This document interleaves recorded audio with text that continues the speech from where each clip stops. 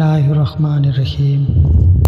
محترم ناظرین، اللہ تبارک و تعالیٰ نے قرآن مجید میں ارشاد فرمایا، اور تم زنا کے قریب بھی نہ جاؤ، بے شک وہ بے حیائی اور برائی کا راستہ ہے۔ ناظرین محترم، کیا آپ جانتے ہیں کہ اس کائنات کے اندر سب سے پہلے کون سے بدبخت نے زنا کی ابتدا کی تھی؟ پیارے دوستو، آج کی اس ویڈیو کے اندر ہم اس شخص کے بارے میں جانیں گے، لہذا آپ سے ہماری گزارش ہے کہ اس ویڈیو کو آخر تک ملاحظہ فرمائیے۔ پیارے دوستو، جب حضرت آدم علیہ السلام اور حضرت حوا علیہ السلام نے اللہ تبارک و تعالیٰ کے حکم کی نافرمانی کرتے ہوئے شجر ممنوعہ کا پھل کھایا، اللہ تبارک و تعالیٰ نے حضرت آدم اور حضرت حوا علیہ السلام کو زمین پر اتار دیا، اور پھر اللہ تبارک و تعالیٰ کے حکم سے حضرت حوا علیہ السلام کی اولاد پیدا ہوئی۔ بعض روایات کے مطابق حضرت حوا علیہ السلام کو 20 حمل ٹھہرے، جس سے 40 بچے پیدا ہوئے۔ ہر حمل کے دوران ایک لڑکا اور ایک لڑکی پیدا ہوا کرتی تھی۔ پیارے دوستو، یہ بات یاد رکھیں کہ اس وقت کے قوانین شریعت ہماری آج کی شریعت قوانین سے بالکل مختلف تھے۔ حضرت آدم علیہ السلام کے زمانے کے اندر ایک حمل سے پیدا ہونے والے لڑکی کی شادی دوسرے حمل سے پیدا ہونے والی لڑکی کے ساتھ کی جاتی تھی، اور ایک حمل سے پیدا ہونے والے آپس میں بہن بھائی قرار پاتے تھے۔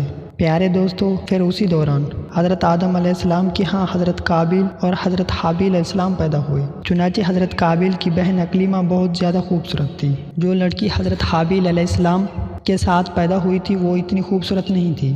چنانچہ جب یہ بچے بڑھ کر جوان ہوئے اور ان کے آپس میں شادی کا وقت آیا تو حضرت قابیل نے حضرت حابیل علیہ السلام کی بہن کے ساتھ نکاح کرنے سے انکار کر دیا اور کہنے لگا، یہ تو بالکل خوبصورت نہیں ہے، میں اپنی بہن اکلیمہ کے ساتھ نکاح کروں گا۔ ناظرین محترم، یہ معاملہ اسی قدر بڑھا کہ حضرت آدم علیہ السلام نے حکم دیا کہ تم دونوں بھائی اللہ تبارک و تعالیٰ کی بارگاہ کے اندر اپنی اپنی قربانی پیش کرو۔ چنانچہ جس کی قربانی اللہ تبارک و تعالیٰ کی بارگاہ کے اندر مقبول ہو گئی، وہی شخص اکلیمہ کے ساتھ شادی کرے گا۔ پیارے دوستو، قابیل کھیتی باڑی کا کام کرتا تھا اور حضرت حابیل بکریاں چرایا کرتے تھے، جو اس کی شفقت اور محبت والا کام ہے۔ چنانچہ حضرت حابیل نے اللہ تبارک و تعالیٰ کی بارگاہ کے اندر ایک خوبصورت بکری کا بچہ پیش کیا، اور جبکہ قابیل ایک ردی کو اٹھا کر جو کہ اس کے کھیت سے نکلا تھا اس نے اللہ تبارک و تعالیٰ کی بارگاہ کے اندر پیش کیا۔ چنانچہ اس زمانے کے مطابق آسمان سے آگ اتری اور اس نے حضرت حابیل علیہ السلام کی قربانی کو نگل لیا،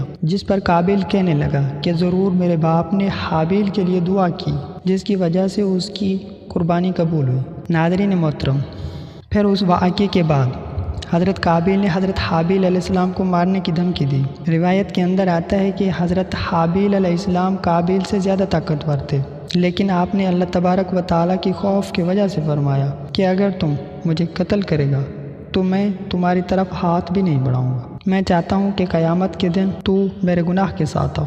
چنانچہ ایک دن قابیل نے غصے میں آ کر حضرت حابیل علیہ السلام کی سر پر پتھر مارا، جس سے آپ کی موت واقع ہو گئی۔ چنانچہ حضرت حابیل علیہ السلام کو قتل کرنے کے بعد قابیل بہت پریشان ہوا اور حضرت حابیل علیہ السلام کی لاش کو اپنے کندھوں پر اٹھائے کئی دن تک مارا پھرتا رہا۔ پھر اللہ تعالیٰ کے حکم سے 2 کوے آئے اور ان دونوں نے حضرت قابیل کے سامنے جھگڑا کیا۔ چنانچہ ایک کوے نے دوسرے کو مار دیا اور پھر اس نے زمین کھرید کر دوسرے کوے کو اس کے اندر ڈال کر اس کے اوپر مٹی ڈال دی۔ چنانچہ قابیل نے جب کوے کو دیکھا افسوس کرنے لگا کہ میں اپنے بھائی کی لاش کو بھی نہ چھپا سکا۔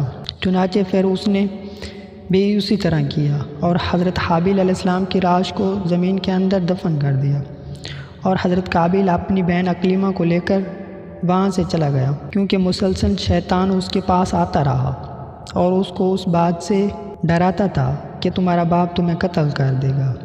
لہذا وہ اپنی بہن کو لے کر وہاں سے دور کہیں جا کر وادیوں کے اندر بس گیا۔ ناظرین محترم، اس واقعے کے بعد حضرت آدم علیہ السلام بہت زیادہ مغموم رہا کرتے تھے، اور آپ اللہ تبارک و تعالیٰ سے دعا کیا کرتے تھے کہ یا اللہ مجھے وارث عطا فرما۔ چنانچہ اسی دوران حضرت شیث علیہ السلام کی بشارت ملی۔ چنانچہ حضرت شیث علیہ السلام جیسے ہی پیدا ہوئے تو حضرت آدم علیہ السلام نے بچپن ہی سے ان کی تربیت پر خاصی توجہ دی اور حضرت شیث علیہ السلام کو تمام معاملات سے آگاہ کیا۔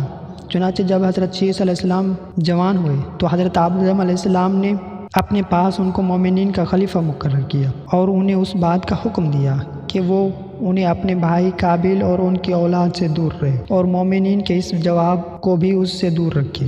چنانچہ پھر اس کے بعد حضرت آدم علیہ السلام کی وصال کا وقت قریب آیا تو حضرت آدم علیہ السلام یہی وصیت کرتے ہوئے اس دنیا سے کوچ فرما گئے۔ اللہ تبارک و تعالیٰ کے مقدس فرشتے نازل ہوئے اور انہوں نے حضرت شیس علیہ السلام کو حضرت آدم علیہ السلام کو دفن کرنے کا طریقہ بیان کیا۔ چنانچہ حضرت شیس علیہ السلام اسی طرح سے کیا۔ پھر اسی کے کچھ عرصے کے بعد آپ کی والدہ حضرت حوا علیہ السلام کا بھی اس دنیا سے انتقال ہو گیا۔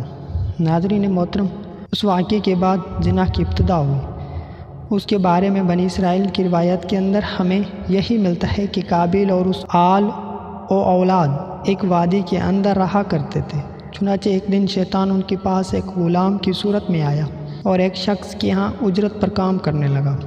چنانچہ تھوڑا عرصہ گزرنے کے بعد اچانک وہ غلام عجیب و غریب کام کرنے لگا اور طرح طرح کے اور نئے نئے لباس تیار کرنے لگا اور ان کو گانے باجے کی آلات بنا کر دکھائے اور ان کو ایسی آوازیں سنائیں ان آلاتوں پر جو آج سے پہلے کبھی انہوں نے نہیں سنی تھی۔ چنانچہ وہ لوگ پہلے ہی حق سے دور تھے، وہ اور فسق و فجور کے اندر مبتلا ہو گئے اور انہوں نے اپنا ایک دن عید کا مقرر کیا جس کے اندر ان کی تمام عورتیں برہنہ لباس پہن کر اور زمانہ جاہلیت کی عورتوں کی طرح نیم بریان لباس پہن کر آتی تھیں اور مردوں سے اختلاط کیا کرتی تھیں۔ پیارے دوستو، حضرت شیس علیہ السلام کے ساتھ رہنے والے مومنین دور ہی سے ان گانے بازوں اور مزامیر کی آوازیں سنا کرتے تھے۔ چنانچہ ایک دن ان میں سے ایک شخص کے دل میں خیال آیا کہ کیوں نہ میں جا کر دیکھوں آخر یہ معاملہ کیا ہے۔ چنانچہ اس شخص نے چوری چھپے وہاں سے ہجرت کی اور عید کے دن جس دن حضرت قابیل اور اس کی آل اولاد فسق و فجور میں مبتلا ہوئی تھی، وہ شخص وہاں پر پہنچا اور اس نے وہاں پر جا کر عورتوں کو دیکھا کہ وہ زیادہ حسین و جمیل تھیں۔ پیارے دوستو، اس حوالے سے روایت کے اندر آتا ہے کہ حضرت شیس علیہ السلام کے ساتھ مومنین کی جو جماعت تھی ان کے مرد بہت زیادہ حسین و جمیل تھے اور ان کے ساتھ جو عورتیں تھیں وہ بظاہر اتنی حسین و جمیل نہیں تھیں، جبکہ حضرت قابیل کی اولاد کے اندر مرد انتہائی بدصورت تھے جبکہ اس کی عورتیں بہت زیادہ حسین و جمیل تھیں۔ چنانچہ وہ نوجوان ان لڑکیوں کے حسن و جمال سے بہت زیادہ متاثر ہوا۔ پھر جب وہ شخص واپس آیا اس نے چوری چھپے دیگر مومنین کو بھی اس حوالے سے خبر دی۔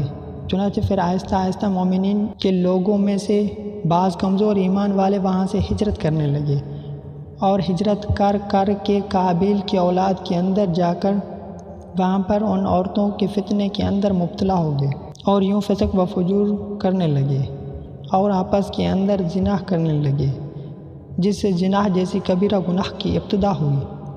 ناظرین محترم، روایت کے اندر آتا ہے کہ حضرت شیس علیہ السلام کے ساتھ رہنے والے مومنین کی تعداد بہت کم ہو گئی تھی، جبکہ حضرت قابیل کا گروہ بہت زیادہ طاقتور ہو چکا تھا۔ چنانچہ وہ اپنی بستیوں کے اندر بھی فتنہ و فساد پھیلاتے تھے اور بستیوں سے باہر نکل کر حضرت شیس علیہ السلام کے ساتھ مومنین والی جماعت کو بھی قتل کرتے تھے اور طرح طرح کی تکلیفوں اور ایذائیں دیا کرتے تھے۔ ناظرین محترم، یہ تمام روایت بنی اسرائیل سے لی گئی ہے، جس کے بارے میں حضور کریم صلی اللہ علیہ وآلہ وسلم نے ارشاد فرمایا کہ جب تم بنی اسرائیل کی روایت میں سے کوئی روایت سنو، نہ اس کی تصدیق کرو نہ اس کی توزیر کرو، بلکہ کہو جو کچھ اللہ تبارک و تعالیٰ نے نازل کیا ہم اس پر ایمان لائیں۔ پیارے دوستو، اگر حقیقت حال پر غور کیا جائے تو زنا کی ابتدا اسی وقت ہی ہو گئی تھی کہ جب قابیل اپنی بہن اکلیمہ کو لے کر وہاں سے رخصت ہوا تھا اور اپنی بہن اکلیمہ کے ساتھ ناجائز رسم و رواج قائم کر کے اس سے اپنی آل و اولاد پیدا کی تھی۔ اللہ تبارک و تعالیٰ سے دعا ہے کہ اللہ تبارک و تعالیٰ تمام مسلمین کو زنا جیسی لعنت سے ہمیشہ کے لیے محفوظ رکھے۔